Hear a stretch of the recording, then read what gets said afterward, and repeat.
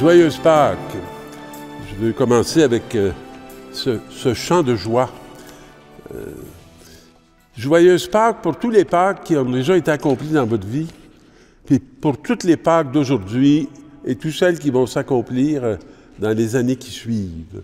On est des êtres de passage, non juste de la terre au ciel, mais on est des êtres de passage chaque jour de la mort à la vie, puis des ténèbres à la lumière. Et de la miséricorde de Dieu à cette grande joie de savoir et reconnaître qu'on est aimé pour l'éternité. Alors, un amour qui est sans fin. Aujourd'hui, on nous propose la visite des femmes au tombeau qui rencontrent le ressuscité. Alors, voyez-vous, on est comme dans deux dimensions qui sont à la fois très proches, mais très différentes.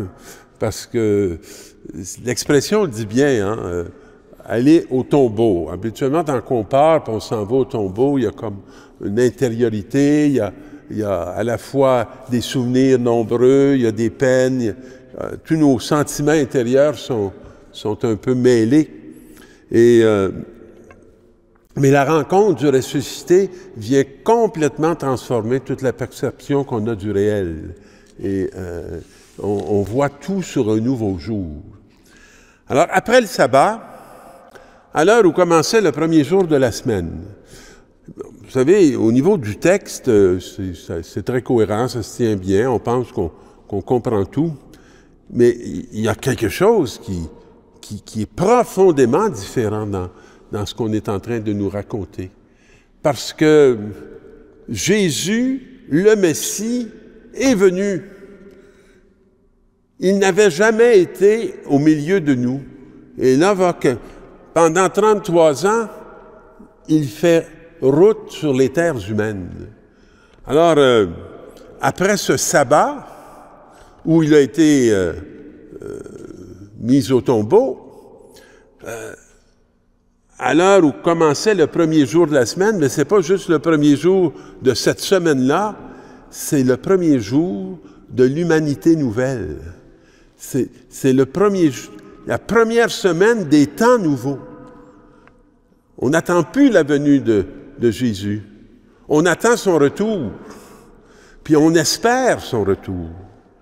Alors, mais eux, ils ne sont pas dans cet esprit-là parce qu'ils sont en train de faire la découverte et la saisie de ce qui est arrivé dans ces derniers mois, ces dernières années, sur leur terre où ils habitent.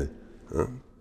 Et l'autre, Marie-Madeleine et l'autre Marie viennent faire leur visite au tombeau de Jésus.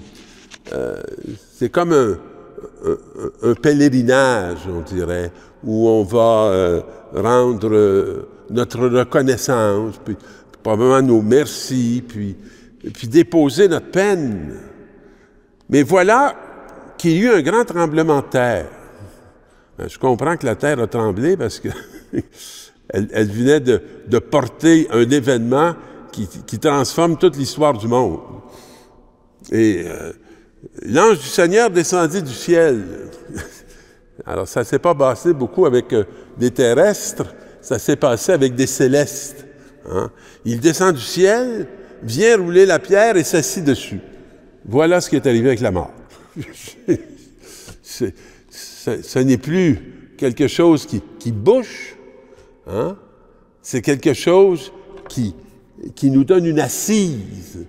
Et c'est ce qu'on nous dit, il roule la pierre et s'assoit sur cette pierre. Et toute notre vie à nous repose sur cette pierre de la résurrection du Christ. Et il avait l'aspect de l'éclair, l'ange. Et son vêtement était blanc. Ça ressemble à un baptisé. Dans les rites puis les rituels, là, le vêtement blanc. Vous savez comment c'est important, le vêtement blanc pour le baptême. Il était blanc comme la neige. C'est l'humanité qui est purifiée. C'est l'humanité qui est transformée.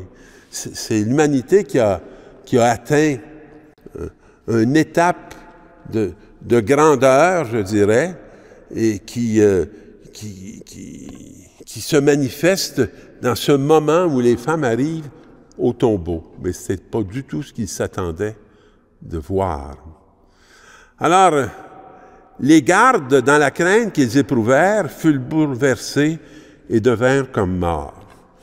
D'abord, je comprends qu'ils ont eu peur.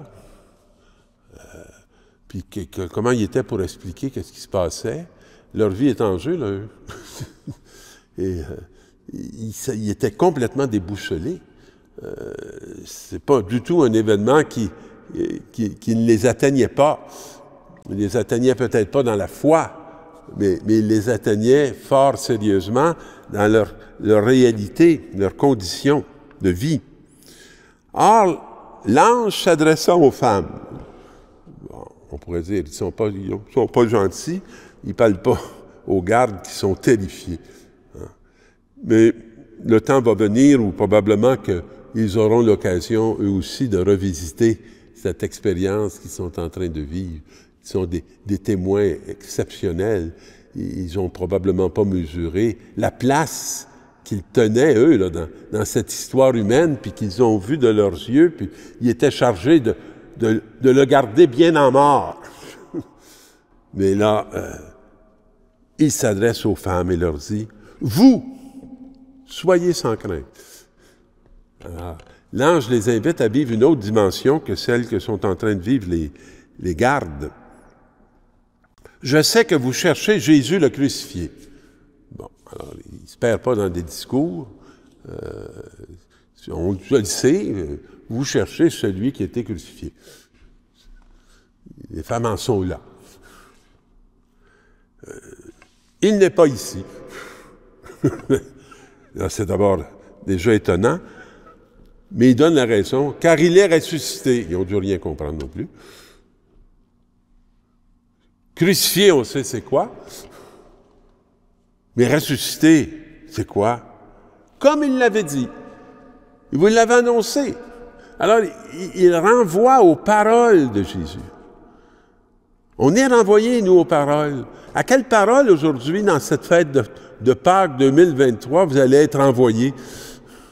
Lesquels vont surgir de l'intérieur de vous? Quel événement mortel dans cette fête de Pâques de cette année vous allez devoir traverser avec un regard neuf, un regard de lumière qui vient de celui qui est victorieux. Alors, venez voir l'endroit où il reposait. Moi, ça me fait du bien d'entendre toujours ce mot-là. C'est pas, venez voir l'endroit où il était englouti, venez voir l'endroit où il souffrait, venez voir l'endroit où il reposait. Reposer dans le cœur du Père. Reposer dans cette énorme confiance au Père qui nous donne la force, le courage d'aller au bout de nos routes, de nos missions. Puis vite, allez dire à ses disciples, il est ressuscité d'entre les morts. Mais ça aussi, c'est bouleversant, mes amis. Les premières à faire l'annonce, c'est pas les disciples, c'est des femmes. On se pose souvent la question, c'est quoi la place des femmes dans l'Église? Bien, la place des femmes dans l'Église, c'est la même chose que la place des hommes dans l'Église. C'est annoncer qu'il est ressuscité. Nous, tant qu'on parle de place, on parle de pouvoir. Y a-t-il quelque chose de plus ennuyant que le pouvoir? Surtout si on le veut pour nous. Le pouvoir que le Seigneur nous communique, c'est le pouvoir d'être vivant. C'est le pouvoir non pas de dominer ou de se faire valoir. Non, c'est le pouvoir d'être vivant, d'être dans une vie que rien ne peut plus arrêter. Pas même la mort. Et là, il leur indique un lieu extraordinaire. Il vous précède en Galilée. C'est pas à Rome, ni à Jérusalem. C'est en Galilée. la Galilée des nations, dans cette terre où il a exercé son ministère. Et là, vous le verrez. Alors, cherchez-les pas ailleurs. Cherchez-les pas dans les nuages, ni dans le ciel. Là, en Galilée. Voilà ce que j'avais à vous dire. Vite, elles quittèrent le tombeau. Il n'y avait plus rien à dire. Fait qu'elles ne sont pas restées là. Elles ont quitté le tombeau, mais elles sont allées trouver les disciples.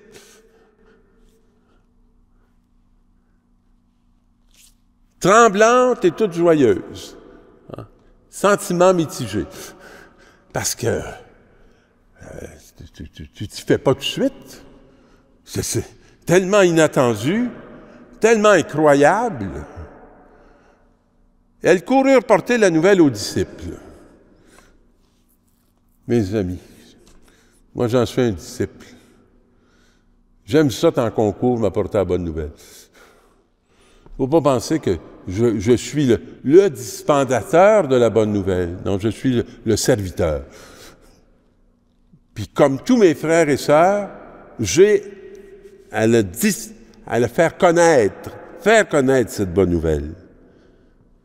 Et voici que Jésus vint à leur rencontre et leur dit, « Je vous salue. » Alors avant d'arriver chez les disciples, elles font l'expérience du ressuscité. « Je vous salue. » Comment il va nous saluer aujourd'hui? À travers quels événements? À travers quelles personnes? Quels signes? Quelle transformation de notre réalité? Elles s'approchèrent et lui saisissant les pieds, elles se prosternèrent devant lui. Ils sont tombés par terre. Mais ils sont tombés dans une joie, une humilité. Et Jésus leur dit, « Soyez sans crainte, allez annoncer à mes frères qu'ils doivent se rendre en Galilée. » Alors, il nous donne la direction. Il nous situe le lieu de notre recherche puis de notre rencontre. Et c'est là qu'ils me verront. Bien, je vous souhaite une très bonne rencontre avec Jésus aujourd'hui, mais il faut aller où il nous envoie. C'est là qu'il va nous saluer, nous parler et nous rencontrer. On a justement un beau signe de Jésus ressuscité aujourd'hui qui est tout près de moi, qui se trouve derrière ici. Un beau tableau. Jésus, j'ai confiance en toi. Hein? Le Jésus de Sœur Faustine, mais qui n'est pas juste le Jésus de Sœur Faustine, qui est aussi le nôtre. Et elle a eu une très bonne nouvelle à nous annoncer, celui du pardon, de la miséricorde de Dieu. Alors, que ces rayons puissent arriver dans vos maisons et qu'ils puissent arriver surtout dans votre cœur pour que vous ayez la joie d'expérimenter en cette belle journée la miséricorde, l'amour et le pardon de Dieu. La semaine prochaine, vous savez que c'est le premier dimanche après Pâques, c'est le dimanche de la miséricorde. Alors, il y aura une célébration comme chaque année à Victoriaville. Tous ceux qui veulent y aller, il y a de la place. C'est dans l'après-midi. Alors, Victoriaville, à l'église Sainte-Victoire. Alors, je vous invite à vous y rendre pour le retrouver dans la Galilée de Victoriaville. Encore une fois, une très joyeuse Pâques.